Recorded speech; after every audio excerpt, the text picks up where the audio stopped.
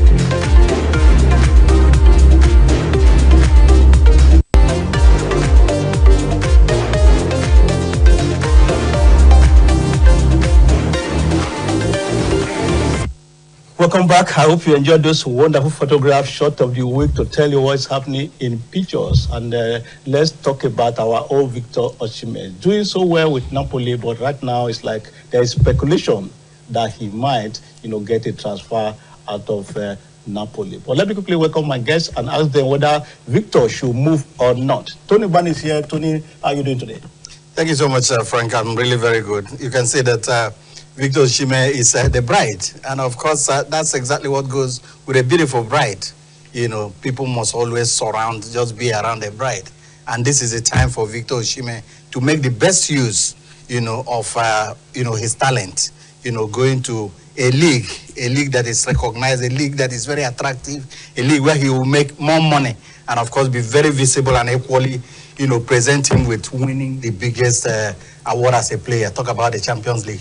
All right, talking about the Champions League, EPL is where the action is, where you get it right in terms of publicity, in terms of recognition, and in terms of big money. On that note, I welcome Matthew to the show today. Matthew, how are you doing? Well, interestingly, it feels great to be here. The consistency of a certain Victor Osimhen cannot be overemphasized. The highest goal scorer in the Serie A as we speak. You want to say he has shown that in the last 3 seasons, and it's time for So you want him to move? Not just move, but move to a club that is of repute, a club where he would be able to move his career a notch further. Several persons are talking about Manchester United, but I think if he's not a Real Madrid or a Barcelona at this point, I think Victor Osimhen should stay put at Napoli. All right, George Alo is here. I can see that he's itching out to talk about Victor, our own Victor that is pushing, doing well in Napoli. Of course, the only man that we want that can redeem the future of Super Eagles. George, welcome to the show. Thank you very much, Frank. Nice to be on the show, and I must tell you that. So you agree that Victor should move? I'm happy for him in the first place. Whether he moves or not, I'm happy for him because he's doing very well. The only unfortunate thing is the fact that he did not replicate this when he was playing for the Super Eagles during the World Cup qualifiers.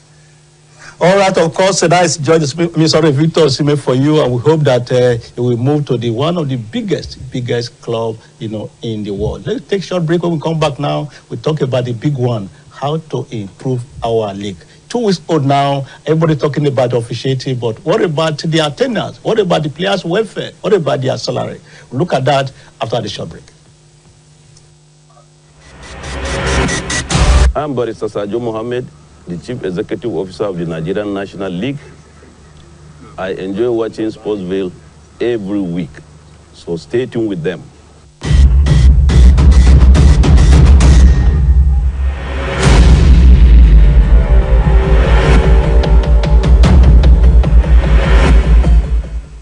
All right, from Victor Osimhen, let's now go straight to the big one of today, on the menu today, how to improve on our league. Let me start with Tony again. Tony, are you worried about the attendances in our matches so far? Are you worried? Absolutely, Frank, and indeed it didn't start today. We've seen, fans move away from the league. And of course, there are a lot of factors, and I look at it from the security angle. I remember the time, if you go back to, 70s, 80s, 90s, our league, was as popular as the EPL. And of course, even can challenge, the number of fans that attend, during that time. But suddenly, because of the security challenges, and of course, security within the stadium, people that come to watch, before watching matches is a family thing. But I do not think that there is any family that can bring, his family, children, everybody involved to the stadium because of no adequate security. So we should also look at security. Let me go to George now. George, how do you think we can fill our stadium, week in and week out? What do you think we should do? Tony has made some of the valid points, but one thing you must notice is this: you must take the club to the people. If you don't take the club to the people... How do you take the club to the people? Ownership. Yes. We're talking about ownership. Part of the problem has to do with ownership of these clubs. Rangers owned by government. Shooting Stars owned by government. Is it government? No, is it government ownership that is the reason? That is major reason. If you look at those days when you have the likes of Ivoirian National, when you have the like of Leventis United, you will see that the people are part of the club. Abiola Babes. So, George, how does government ownership deprive people from going to the stadium, for instance? Because the clubs are not talking about revenue. There's taxpayers' money to throw around. Can you imagine? So the revenue drive is not high. Exactly. Can you imagine a club like Insurance throwing the gates open? It is not professional. You don't do that anywhere in the world.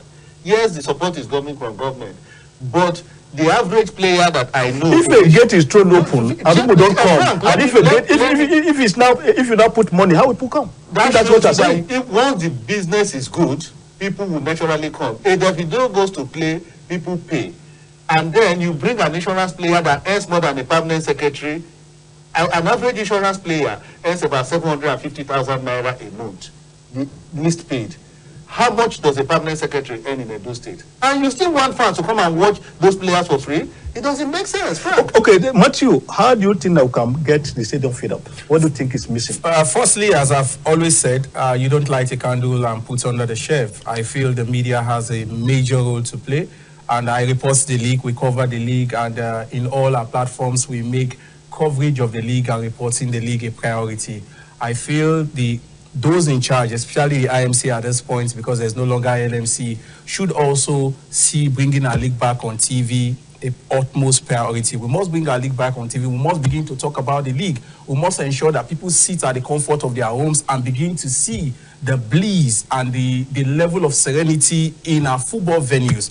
I feel it talks about allowing the communities to own the club. Yes. And one club comes to mind. I've been to the Remo Star Stadium for like the 4th time now, since last year. I could tell you that is the only stadium you go to You won't find one area boy at the end of the very close to the pitch shouting at the referees. A very cordial atmosphere. It happens also in Ogbe Stadium. Yes, it happens also in Ogbe Stadium. Where they use stewards where they use them as stewards, and I feel that I told you that the last time I was there that stadium was filled by 95%.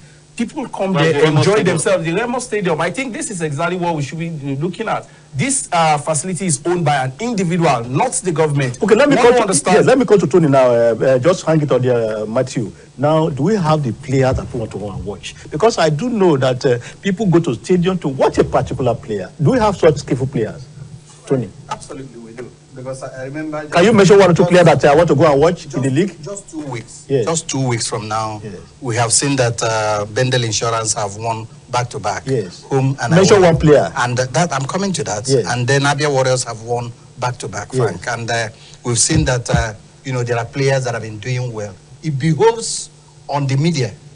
This is where the media is key. It behoves on the media now to focus attention on these players who are doing absolutely well. And Frank, it also behoves on the clubs and the players themselves, because there is no education in the club.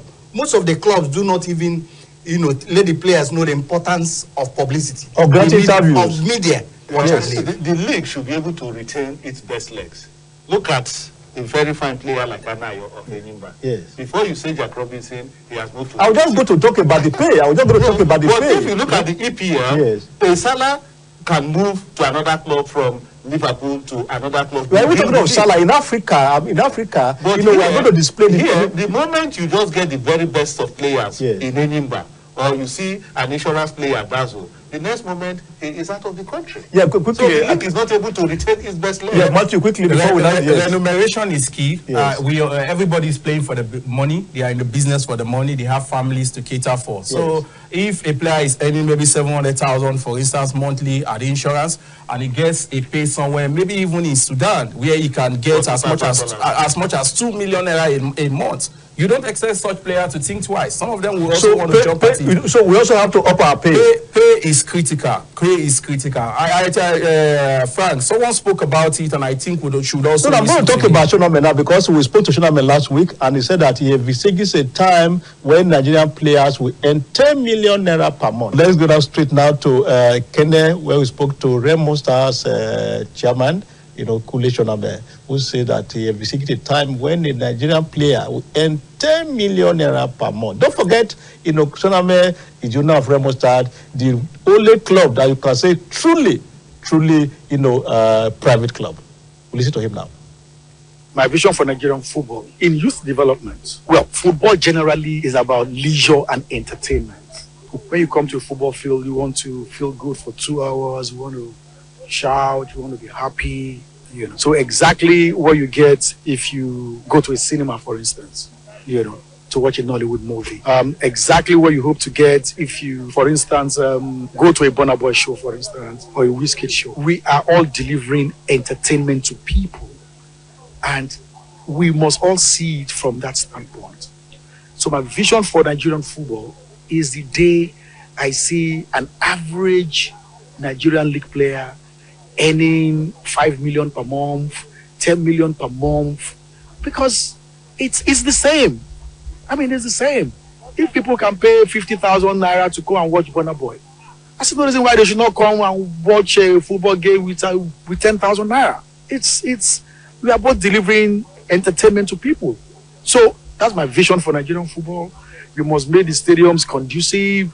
The game should be made to be fun so that people can enjoy. Football is to be enjoyed, So if it's well packaged, if it's well delivered, I'm quite sure that in about 5 years, we should start seeing football clubs having sponsorships with car makers that, abroad, you'll see Audi sponsoring the football club. So any player that comes there, Audi gives him a car, That's the kind of thing I want to see in Nigerian football. And we are not very far from it. Only that we are still not acting right. Let me just put it like that.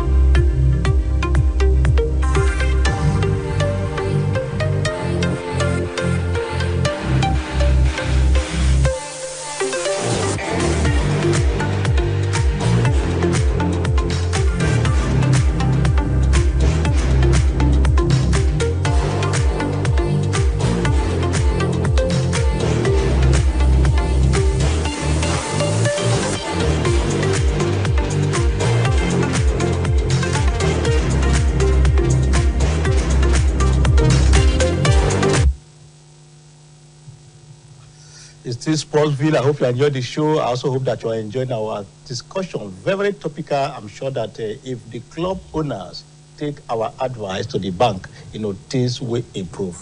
Gentlemen, listen to Shoname, talking about how players can earn big money. And you also saw back to back with that one, the list of top earners in Africa. This is not just EPL. I don't think there's any Nigerian that is close, up to 50% to the top earners in Africa. Frank, it's a gradual thing. Our league has not been steady. Our league has not been on TV. And these are the things that sponsors are no longer in the league. If we have steady sponsors and our league, has been on television, it will definitely increase the pay of to the clubs, and of course it affects the players value. And the value. How soon can a player in Nigeria earn 10 million, Matthew? Wow, if you ask me, that's a tall order. I think it will take maybe the next 5-6 seasons, if possible, if it becomes a trajectory that most clubs wants to work towards. But as long as our clubs are tied to the apron strings of government, as civil servants who get their pay from the government coffers, I don't see that happening, because no governor would want to see a paycheck for a player for 5 million naira a month. No governor will want to attest to that. So that is why we would always call for the private sectors to invest more in our clubs and drive it just the way the likes of Shoname are doing at this point. Judge, you agree? Diametrically. Like I said, even now, some government officials will ask, why would a player earn 1 million, like Rivers United, where a player earns 1 million? They will ask you, how much does a PAMSEC earn? It doesn't earn even 200,000 as pay packet. So you must take away the club, and may God bless the likes of Shoneme. That's why we need to encourage them, because before now, the likes of Shoneme have been driven away by the system. Private clubs are not encouraged. Somebody sits down and take a government club and bribe referee. All right, George, of course, there's no more time. I want to say thank you so much, Tony and Matthew and George, for doing justice to this wonderful topic. You can join the conversation. Of course, our social media handles are open. Want to join us, provide solution on how Nigerian league can be better. Everybody is into EPL now, La Liga, Bundesliga. What about Nigeria? That is the question. So please hit us on our social media handles so that we can get your feeling. We'll take another break now. When we come back now, it's time to celebrate people like Shoname who have been doing well for Nigerian sports. It is Sportsville Award, the 3rd edition on the 4th of February. Everybody will be celebrated here in Lagos. After this time out.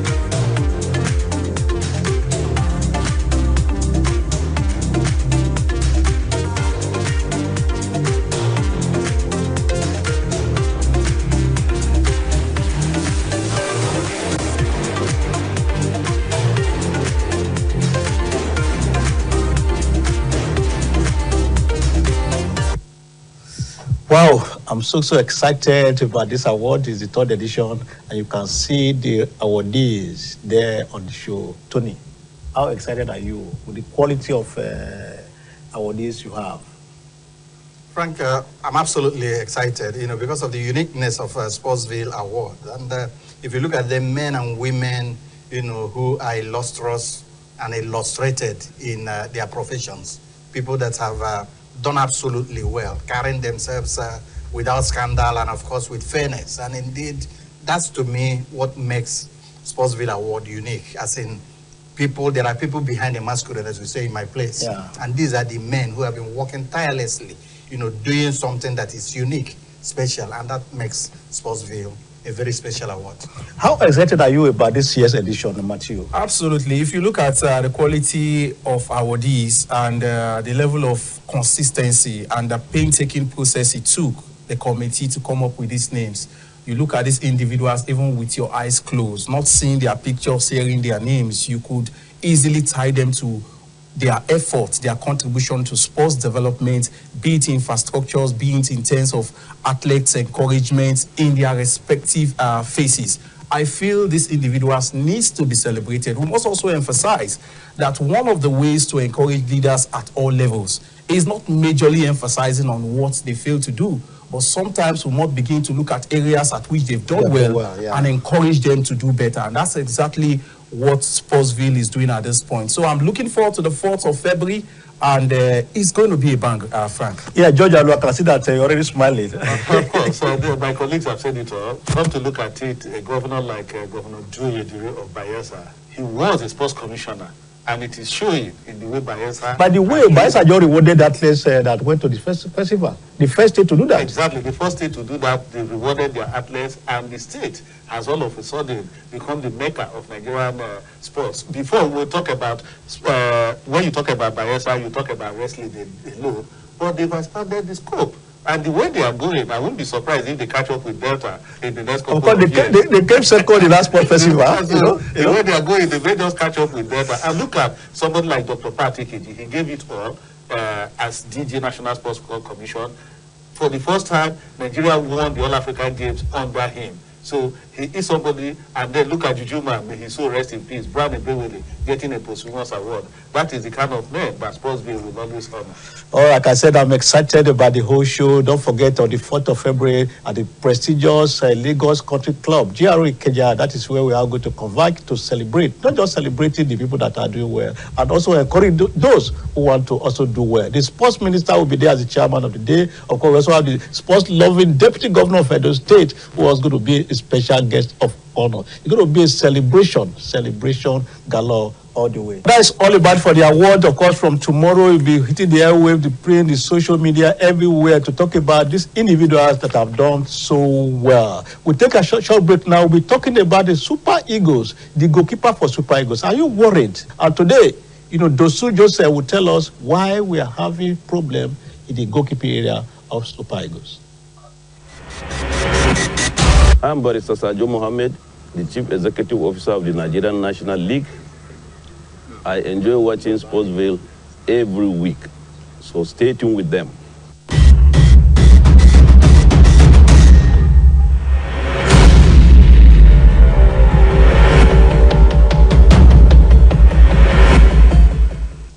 Sportsville in search of goalkeeper for Super Eagles. We are starting the crusade, and today we'll be talking to one person that knows, about goalkeeping. That is Dosu Joseph. Hello, Dosu Joseph. Thanks so much for joining us on the show today. Thank you for having me. I know that you also have been worried about a goalkeeping issue in the Super Eagles. How do we solve it for now? Because to me, that is one of the biggest weaknesses in the Super Eagles. I think we have goalkeepers outside the shoes of this colleague, and we still have a lot of them in the NPSL doing well. The goalkeeper coach has said it that he will go around to make sure he refresh out some goalkeepers in the NPSL, likewise in Europe. I think we should allow the goalkeeper coach to do his job, and I know him very well. Very good one by scouting for better goalkeepers. Our generations are different. We can't compare ourselves with the present goalkeepers. I think they have a better facilities than we have when we were still playing. I think all they need to do is to have patience with them. If they have patience with them, I think those guys will surely perform. But making a mistake and changing them, goes a long way. I think we should stick to one and give that one the courage, the determination for him to continue anytime he's being called upon to the national. Thank you so much, Dosu Joseph. Of course, you know him very well. You know, he was kept out of the goal because he had an accident, but then he has been doing well for himself and the Super Eagles through consultancy and also bringing out young lads. You know, we don't have time. We can get a good goalkeeper. I would want to cue behind what Dosu has said. He said over time, what they've done, they've gone back to the league, pick a goalkeeper who is outstanding, groom him, give him that confidence, and he becomes an A-list and a showstopper for the Eagles. That was done for the likes of Eyama, the likes of Ike, and also the likes of Peter Rufai. You can't go to Europe and get an established goalkeeper to come don the national colours and show the same level of commitment. Players needs to be groomed from here for us to get it better. All right, the goalkeeping problem continues, and next week we'll continue our crusade. Before we leave now, let's show that it's going to be another Super Sunday this afternoon. Arsenal versus Man U, 5:30 p.m. And in La Liga, it's going to be Barcelona versus Getafe, also 6:30 p.m. All right, what's you? Thank you so much for being here today. Thank you for having me. And Georgina. It's my pleasure. All right, next week we'll be here again with another exciting episode. We'll see you next Sunday. It's in.